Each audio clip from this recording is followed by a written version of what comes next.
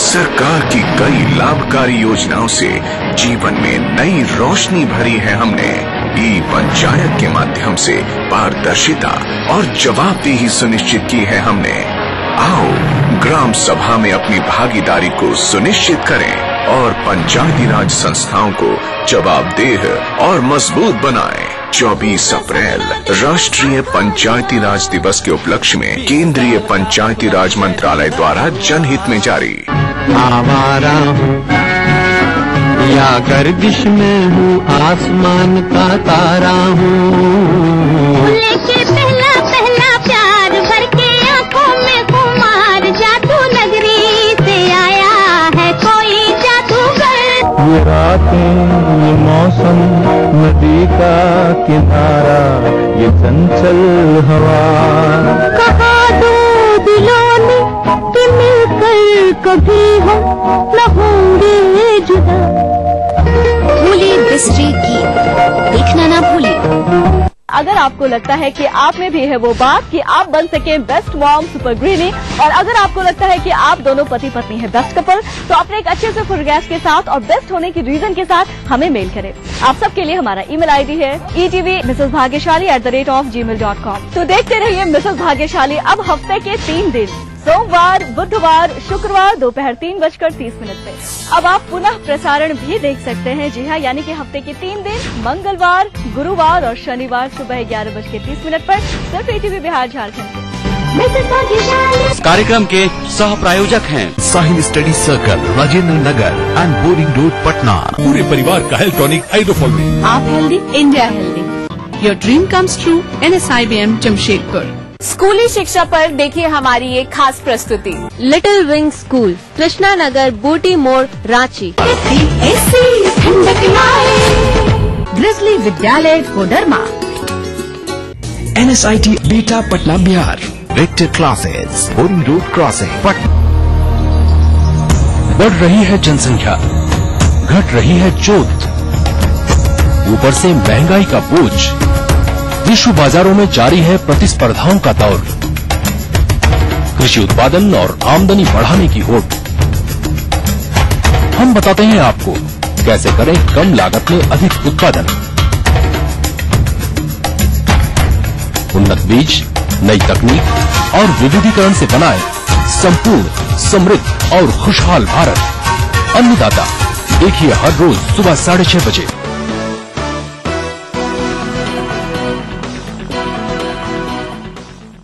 अफगानिस्तान के राष्ट्रपति हामिद करजई के बारे में एक चौंकाने वाला खुलासा हुआ है। उन्हें बीते कई बरसों से लगातार अमेरिका द्वारा करोड़ों डॉलर की रकम खुफिया तौर पर दी गई है। इस बात को खुद करजई ने स्वीकार किया है। हालांकि राष्ट्रपति के ऑफिस ने सफाई देते हुए इस पर एक बयान जारी किया है। इसमें बताया गया है कि इस रकम का उपयोग अफगानिस्तान में विकास कार्यों और बीमारों के इलाज के लिए किया गया था। हालांकि तमाम लोग ये सवाल उठा रहे हैं कि इस पैसे की बदौलत अमेरिकी खुफिया एजेंसी CIA अफगानिस्तान में अपनी पकड़ मजबूत करना चाहती थी, इसीलिए उसने करजई को रिश्वत के तौर पर ये पैसे दिए।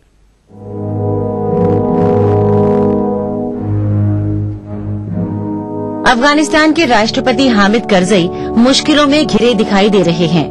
उन पर रिश्वतखोरी और भ्रष्टाचार के गंभीर इल्जाम लगे हैं। प्रतिष्ठित अमेरिकी अखबार न्यूयॉर्क टाइम्स की एक रिपोर्ट में दावा किया गया है कि हामिद करजई को अमेरिकी डॉलरों से भरी गड्डियां कभी सूटकेस तो कभी बोरों में भरकर पहुंचाई गई। कभी ये रकम प्लास्टिक के शॉपिंग बैग में भरकर उनके ऑफिस भेजी गई तो कभी उनके घर की छत पर ये रकम गिराई गई। इन आरोपों को करजई साहब ने स्वीकार भी कर लिया है। हालांकि उनका दावा है कि इस रकम से उन्हें कोई फायदा नहीं पहुंचा, बल्कि ये पैसा तो गरीबों के लिए भेजा गया था। तालिबान के खतरे से जूझ रहे अफगानिस्तान के लिए इस खुलासे से नई मुश्किलें पैदा हो गई हैं। एक तरफ NATO फौज अफगानिस्तान के फौजी जवानों को ट्रेन करने में लगी हुई है। सेना के आधुनिकीकरण की बात चल रही है और ऐसे में रिश्वत के इन आरोपों से फौज के मनोबल को गहरा झटका लगा है। इसके अलावा अफगानिस्तान के लोगों में भी करजई की छवि खराब हुई है। हमने इस बारे में सुना है, ये बहुत गलत हुआ। राष्ट्रपति करजई को ऐसा नहीं करना चाहिए था।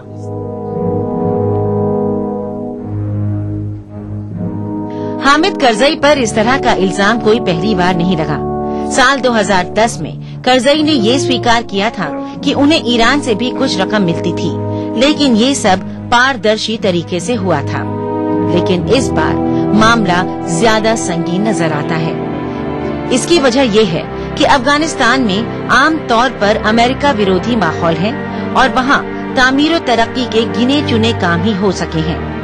भ्रष्टाचार का बोलबाला है और आतंकवाद की घटनाएं अभी भी बदस्तूर जारी हैं। ऐसे में आम आदमी ये बात मानने को कतई तैयार नहीं कि अमेरिका से भारी भरकम रकम वहाँ डेवलपमेंट के लिए आई थी। और अगर एक पल को इस कहानी पर यकीन भी कर लिया जाए तो ये तरक्की अफगानिस्तान में सिर्फ कागजों पर ही दिखाई पड़ती है। सीरिया में लगभग 2 साल से खूनी संघर्ष का दौर जारी है। इस लड़ाई में राष्ट्रपति बशर अल असद को खासा नुकसान पहुंचा है, लेकिन वो पीछे हटने और गद्दी छोड़ने को हरगिज तैयार नहीं है।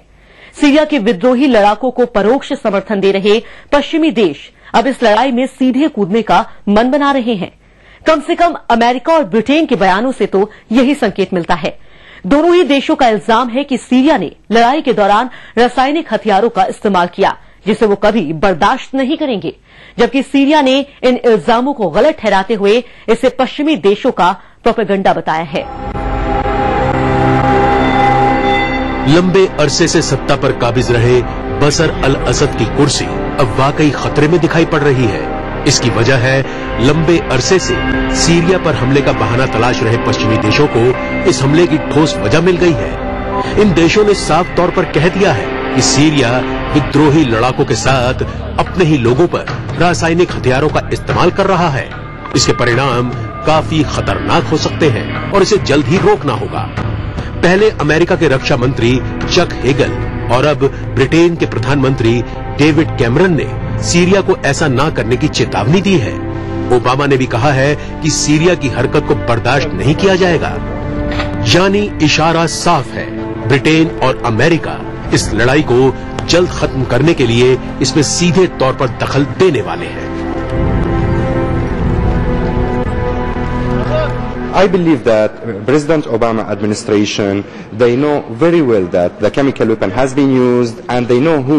They know it has been used by Bashar al-Assad regime, because the Free Syrian Army and the opposition, they don't have the chemical weapon, and they don't have even the mechanism to launch the chemical weapon. We don't have the missile that who can carry unconventional warhead, and we don't have air jets, so how we can use it? Syria में घायल हुए लोगों की पड़ोसी देश Turkey में जांच की जा रही है। इस बात का सही तरह से पता लगाया जा रहा है कि वाकई इन लोगों पर घातक केमिकल वेपन्स का इस्तेमाल किया गया है या नहीं। टर्की के फॉरेंसिक मेडिसिन इंस्टीट्यूट में ऐसे लोगों की जांच हो रही है जिन पर केमिकल्स वेपन्स के इस्तेमाल का अंदेशा है। इन हमलों से टर्की के लोग भी काफी डरे हुए हैं, क्योंकि उन्हें लगता है कि असद की सेना उन्हें भी निशाना बना सकती है।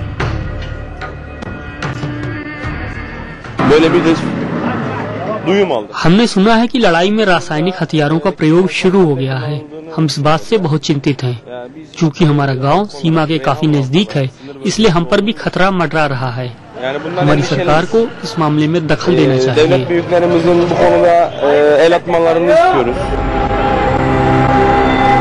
अमेरिका के सहयोगी और असद के विरोधी देश जैसे कि कतर और सऊदी अरब पहले से ही सीरिया में विद्रोहियों को हथियार मुहैया करा रहे हैं। इस बीच अमेरिका भी सीरिया के बागियों को हथियार मुहैया करा सकता है। अपने मेक्सिको दौरे में अमेरिकी रक्षा मंत्री चक हेगल ने कहा कि वो विद्रोहियों को सीधे हथियारों की सप्लाई करने को तैयार है। इस तरह के तमाम बयानबाजियों से तो यही लगता है कि सीरिया की जंग जल्द ही निर्णायक मुकाम पर पहुंचने वाली है।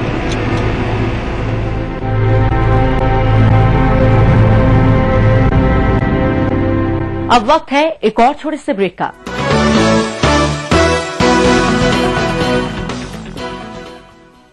अटेंशन पैसेंजर्स, पेरिस जाने वाली फ्लाइट में एक बहुत सेक्सी मॉडल बैठने वाली है। उसकी बगल की सीट खाली है, तो अपने अपने बैग्स लेके भागिए।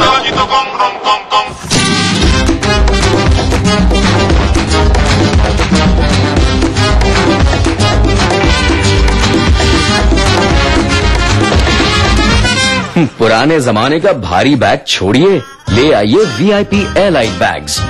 VIP, India's number 1 luggage. उड़ना मुश्किल है, पर कोई इसे आसान बना देता है। वैसे ही मुश्किल है IIT JEE में सिलेक्शन, इसे आसान बनाता है एडुवेव। कोटा के सबसे अनुभवी शिक्षकों के साथ जो IIT JEE में आपकी सफलता को सुनिश्चित करते हैं। अब अपने IITian बनने के सपने को साकार कीजिए और जुड़िए कोटा के बेस्ट कोचिंग इंस्टीट्यूट एडुवेव से। अधिक जानकारी के लिए संपर्क करें 0744 5155 444। बारात ठीक 8 बजे पहुंच जाएगी, पर हम आपसे एक बात कहना तो भूल ही गए। घबराइए नहीं, हमें कुछ नहीं चाहिए। हम इतना चाहते हैं कि आप बारातियों का स्वागत पान पराग से कीजिए। ओह, पान पराग, ये लीजिए पान पराग। पान पराग, पान मसाला, पान पराग। नमस्ते, मैं वासुदेव बागची, प्रयाग का चेयरमैन, आप सबको आश्वासन दे रहा हूँ कि ये जो परिस्थिति तैयार हुआ है, इसी वक्त एक कंपनी को लेकर आदमी परेशान हो रहा है, इसलिए मैं बहुत दुखी हूँ। पर एक चीज पर आप सबको विश्वास दिलाता हूँ कि आप लोग जो प्रयाग में निश्चिंत होकर काम कर रहे हैं, या प्रयाग का ये होटल रिसोर्ट के बुकिंग टाइम शेयर में यहाँ जो भी इन्वेस्ट किए हैं और जो बुकिंग लिए हैं, सबको विश्वास दिलाता हूँ कि आप निश्चिंत रहे। हमारे पास बहुत सारे होटल रिसोर्ट है जिनको लगता है कि नहीं अभी इसी वक्त हमारे पैसा वापस चाहिए, यानी हम ये बुकिंग नहीं लेंगे। उनको कहते हैं हमें इसी जो जिम्मेदारी लेना पड़ेगा, उससे 10 गुना संपत्ति इस कंपनी के पास है। हमारे विरुद्ध जो अफवाह हो रहा है, एक प्रिंट मीडिया बोल रहा है हमारे यहाँ कोई फिल्म सिटी नहीं है। मैं कहता हूँ जो ये लिख रहा है वो कृपया यहाँ आइए, यहाँ आके देखे जाइए। और जो डर रहा है, हम उनको भी कहते हैं कि आप आइए, आप खुद आके फिल्म सिटी देख के जाइए। यहाँ पर कितनी बड़ी मात्रा में काम हुआ है, कितने हजारों आदमी सालों से लगातार यहाँ काम कर रहा है। हम सरकार के साथ सहयोग करने, पूर्ण सहयोग करने के लिए तैयार है। प्रयाग पिछले 12 सालों से एक सही बिजनेस करने की कोशिश किया है, सही तरीके से काम किया है। तो वही चीज आपके सामने जानकारी के साथ, कागजात के साथ, डॉक्यूमेंट के साथ आपको दिखाने में हमें कोई हर्ज नहीं। दूसरे कंपनी के जो लोग आम आदमियों को ठग कर चला गया, उनके जैसा प्रयाग को ना समझे। हर क्षेत्र में प्रयाग कानून को साथ चला है। हम चाहते हैं सरकार जो सही तरीके से बिजनेस कर रहा है उनके प्रति हमदर्दी जताए। तो हम चाहेंगे कि प्रयाग लोगों के साथ थे, लोगों के साथ रहेंगे। लोगों की सहयोग से प्रयाग आगे बढ़ा है, लोगों की सहयोग से प्रयाग आगे बढ़ेंगे। सभी लोगों से निवेदन है कोई भी अफवाह पे परेशान ना हो। सरकार से निवेदन है हमें मौका दीजिए, हम सभी लोगों को उनके हक लौटाना चाहते हैं। आबादी करीब 20 करोड़, फिर भी रह गए पिछड़े। कमी नहीं है संसाधनों की, फिर भी नहीं सुधरे हालात। आजादी से आज तक चलता रहा वादों और दावों का सिलसिला। मिला कुछ, अधूरा रह गया बहुत कुछ। कहाँ रह गई कमी? क्यों रह गए अल्पसंख्यकों की तरक्की के ख्वाब अधूरे? देखिए सरकारों के दावों और हालात की सच्चाई दिखाता कार्यक्रम अधूरे ख्वाब इस समय पर।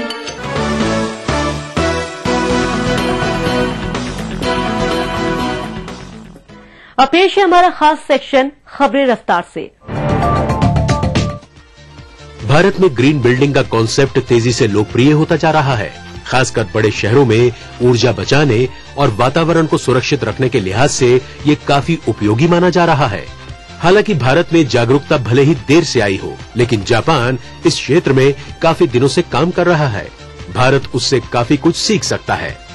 टोक्यो यूनिवर्सिटी के इंस्टीट्यूट ऑफ इंडस्ट्रियल साइंस ने एक निजी कंपनी के साथ मिलकर अपने कोमाबा कैंपस में एक स्मार्ट हाउस बनाया है। इसे संक्षेप में कॉमा या फिर कॉमफोर्ट मैनेजमेंट हाउस भी कहा जाता है।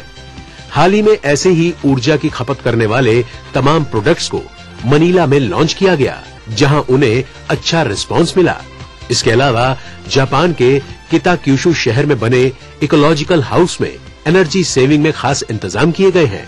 खास बात यह है कि यहाँ कई तरह से बिजली पैदा की जाती है।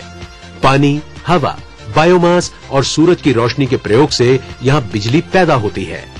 यहाँ बिजली की खपत और उत्पादन को मॉनिटर करने के लिए एक बड़ी स्क्रीन लगाई गई है। इसी तरह के स्मार्ट हाउस भारत में भी बनाकर ऊर्जा का सही इस्तेमाल किया जा सकता है।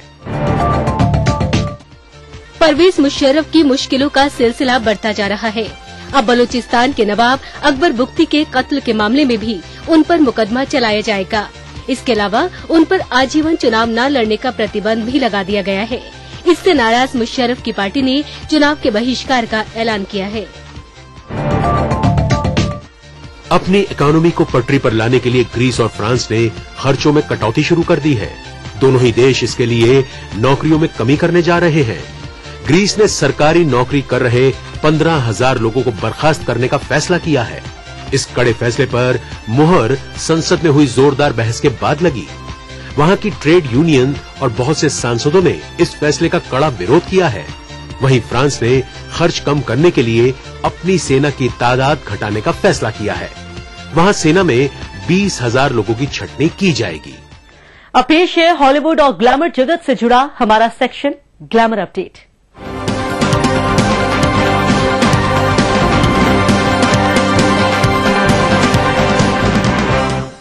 गंगनम स्टाइल से दुनिया भर में मशहूर हो चुके गायक साई को न्यूयॉर्क में ट्रिबेका फिल्म महोत्सव में सम्मानित किया गया है।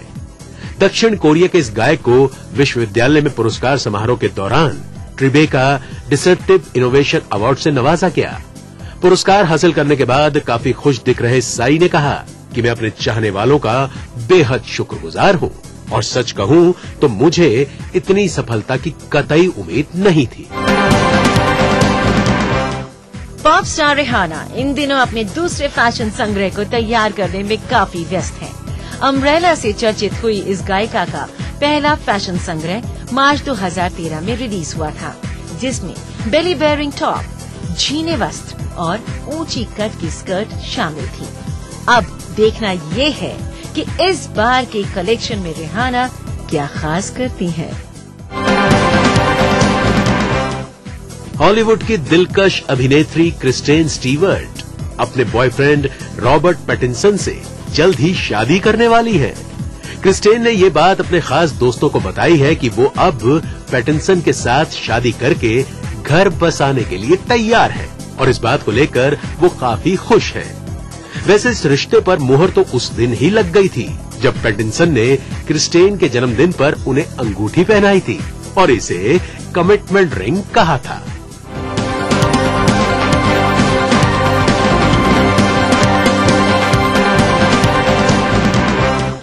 तो ये था दुनिया अपडेट। अगले हफ्ते फिर हाजिर होंगे और खबरों के साथ। तब तक के लिए दीजिए इजाजत। नमस्कार, खुदा हाफिज।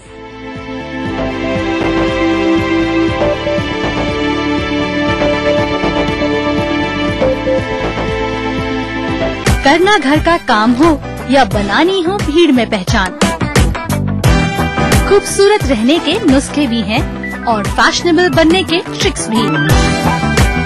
शौक उभारने की पाठशाला भी है और संगनी क्वीन की कहानी भी। ये सब और बहुत कुछ सिर्फ संगनी फॉर टुडेज वुमेन के साथ। कार्यक्रम के सह प्रायोजक हैं पूरे परिवार का हेल्थ टॉनिक आइडोफॉल। आप हेल्दी, इंडिया हेल्दी। स्कूली शिक्षा पर देखिए हमारी एक खास प्रस्तुति। चारों खुशबू लाजवाब, मोक्ष अगरबत्ती।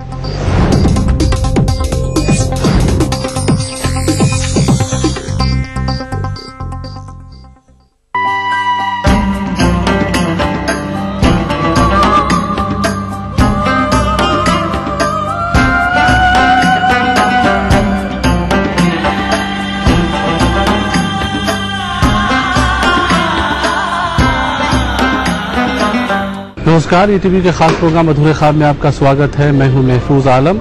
आज हम बात करेंगे बिहार के सबसे ज्यादा अकलियती आबादी वाले इलाके अररिया के बारे में। अररिया को अकलियती जिला का दर्जा हासिल है। इस जिले में अकलियती समाज के विकास के नाम पर सरकार की दर्जनों योजनाएं चलाई जा रही है। तो आइए हमारे खास प्रोग्राम अधूरे ख्वाब में जानते हैं अररिया के अकलियती समाज के हालात के बारे में। राजधानी पटना से सैकड़ों किलोमीटर दूर इंडो नेपाल सरहद पर स्थित ये अररिया जिला है। कभी पूर्णिया का अंग रहा अररिया 1990 से एक अलग जिला के तौर पर जाना जाता है। जिले में 6 विधानसभा क्षेत्र हैं और सभी विधानसभा क्षेत्रों में अकलियतों की आबादी फैसलाकुन तादाद में है। खासकर जौकीहाट, अररिया, फारबिसगंज और सिकटी में अकलियती आबादी ही उम्मीदवारों की किस्मत का फैसला करती है। 713 गांव वाला ये जिला आजादी के 6 दशक बाद भी अपनी बुनियादी सुविधाओं की कमी का रोना रोता है।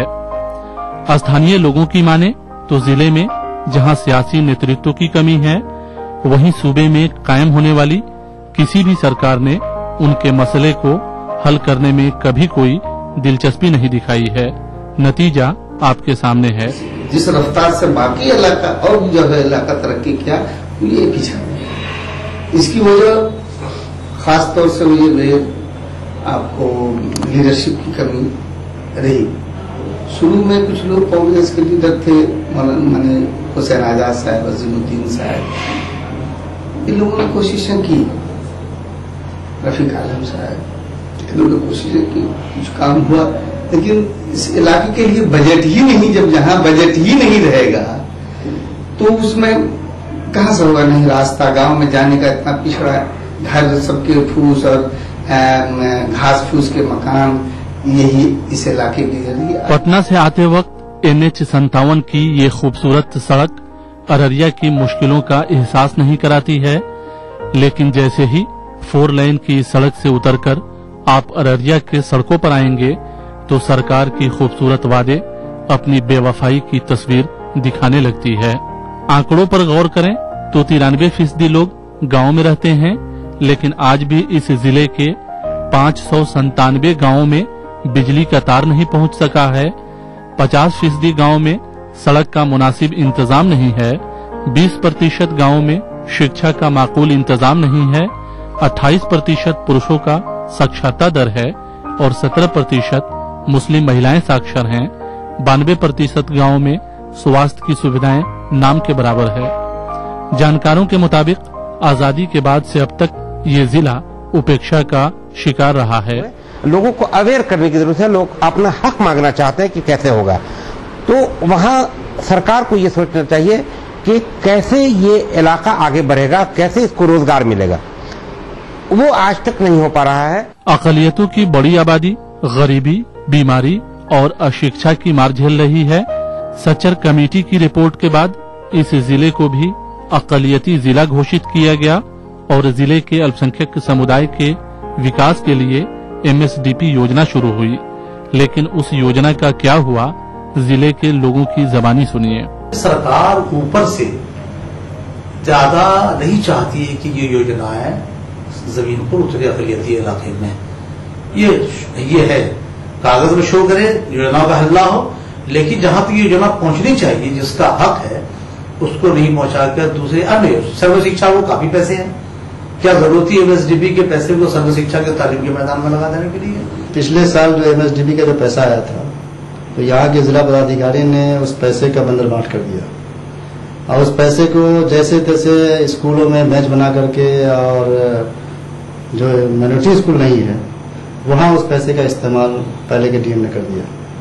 अभी जो मौजूदा फिर पैसा आया था, इसको भी पैसा को एक आंगनबाड़ी में और दूसरे और अदर स्कीमों में इन पैसों को लगा दिया। अररिया शहर में स्थापित ये भवन अल्पसंख्यक छात्रावास है। 1 दशक पहले ही ये भवन बनकर तैयार हो गया था, लेकिन पिछले 11 वर्षों में इस हॉस्टल को छात्रों के हवाले नहीं किया गया है। नतीजे के तौर पर करोड़ों रुपए की लागत से बनी ये इमारत खस्ताहाल होती जा रही है। शीशे टूट रहे हैं, इमारत में दरार पड़ रही है, लेकिन जिस मकसद के तहत इस भवन का निर्माण हुआ था, वो मकसद आज भी पूरा नहीं हो सका है, जबकि ये जिला अकलियती जिला है। अररिया में तालीमी पसमानदी की हालत ये है कि यहाँ एक माइनॉरिटी हॉस्टल बना और बड़ी आबोताब के साथ इसको बनाया गया, लेकिन अभी 10 साल बने हुए हो गया, लेकिन अभी तक यहाँ की सरकार ने उसको हैंड ओवर नहीं किया। हालात ये है कि बहुत सारे बच्चे जो 10 किलोमीटर से पैदल यहाँ स्कूल करने आते हैं, तो जाहिर सी बात है कि जो बच्चे पैदल आ सकते हैं या जिनके पास सवारी का नज्म है वो किसी तरह आ जाएंगे, लेकिन जिनके पास सवारी का नज्म नहीं है तो वो कैसे आएंगे। तो सरकार इस मामले में बहुत ही गंभीर नहीं है और ये तशवीशनाक सूरत हाल है। स्थानीय लोग जिले की समस्याओं पर जहां सरकार को कसूरवार मानते हैं, वहीं उनका कहना है कि अक़लियतों के पास ये शऊर भी नहीं है कि वो अपने स्तर से 21वीं सदी के तकाजों पर खरा उतरने की कोशिश करें। लिहाजा न ही सरकारी मशीनरी उन्हें फायदा पहुंचा पाती है और न ही वो खुद पहल करते हैं, जिसके कारण उनकी मुश्किलें हमेशा बरकरार रह जाती है। हम लोग को तो बस कुछ नहीं है, यहाँ कोई चीज का सहायता नहीं मिलता है सरकार। तो कैसे दाल रोटी का इंतजाम कैसे होता है? दाल रोटी का अपना जमीन जोतते हैं, खाते हैं, जैसे भी होता है। हम लोग अपना दुख तकलीफ में सैलाब में डूब करके रहते हैं। यहाँ पानी का सुविधा नहीं है। हम लोग के पास तो कुछ भी नहीं है, घर भी जल गया, अभी तक 8 साल हो गया, अभी तक कुछ नहीं मिला। तो इसमें बच्चों को कैसे पढ़ाया जाएगा? मदरसा है, मदरसे में भेज देते हैं, जाता है 4 घंटा 5 घंटा पढ़ के चला आता है। देखते नहीं हम लोग का घर कैसा हुआ है। 8 साल 9 साल हो गया, अभी तक कुछ नहीं। 8 साल से बीपीएल चल रहा हम लोग का, अभी तक कुछ नहीं मिला। देश के पिछड़े जिलों में से एक अररिया आज भी तालीम और रोजगार की मार झेलने पर मजबूर है। यहाँ की बुद्धिजीवियों की माने तो सरकार भले ही इस जिले की विकास की बात करती रही हो, लेकिन सरकारों की दावे यहाँ आकर बेमानी साबित होते हैं। बहरहाल वक्त हो गया है ब्रेक का, ब्रेक के बाद फौरन वापस आते हैं। अच्छा स्टॉप विजिटिंग। शगुन का 1 रुपया नहीं रखा? हाँ? मारूंगी। चलो, कंग्रेचुलेशन।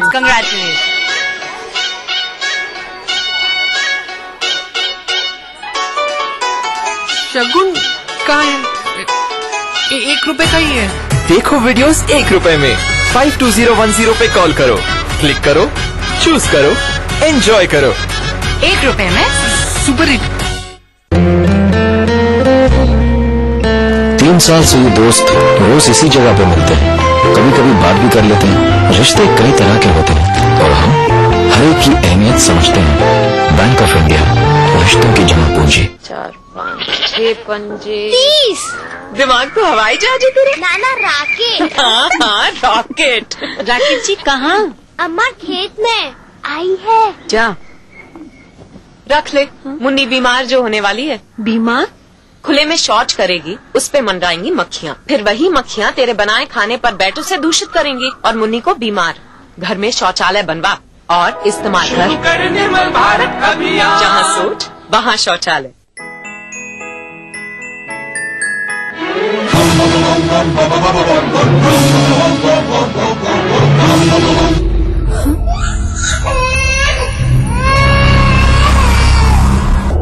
होंडा है।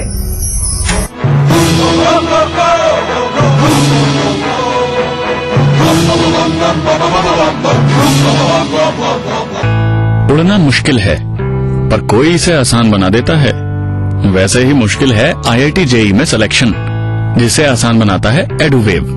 कोटा के सबसे अनुभवी शिक्षकों के साथ जो IIT JEE में आपकी सफलता को सुनिश्चित करते हैं। अब अपने IITian बनने के सपने को साकार कीजिए और जुड़िए कोटा के बेस्ट कोचिंग इंस्टीट्यूट एडुवेव से। अधिक जानकारी के लिए संपर्क करें 0744 5155 444। हुआ था मुझे लव एट फर्स्ट साइट, पर कर दी उसने मेरी पॉकेट सुपर टाइट। रोज नहाया, परफ्यूम भी लगाया, फिर भी दे दी उसने किसी और को love bite. Rahul group of companies, सुनहरे भविष्य की शपथ। राहुल प्राइसिंग बहुत चर्चे में है पार्टी आपकी होंगे। ये जिंदा पार्टी होती है वही चर्चा में रहती है। विकास में आप क्यों बाधा बने? क्या झारखंड को आप किसान विहीन बनाना चाहते हैं? जहाँ बेदर्द हाकिम हो वहाँ फरियाद क्या कर? ऐसी बात नहीं है, सरकार तो अपना काम कर रही है। नए नेता आ गए हैं, उसमें आपकी पूछ कम गई। पूछ कम नहीं, देखिए पार्टी का नेटवर्क लंबा चौड़ा। सिद्धांतहीन पार्टी हुई है। तार और चढ़ाव होते रहते हैं लोकतंत्र में। हम एक आइडियोलॉजी की राजनीति कर रहे हैं। आमने सामने।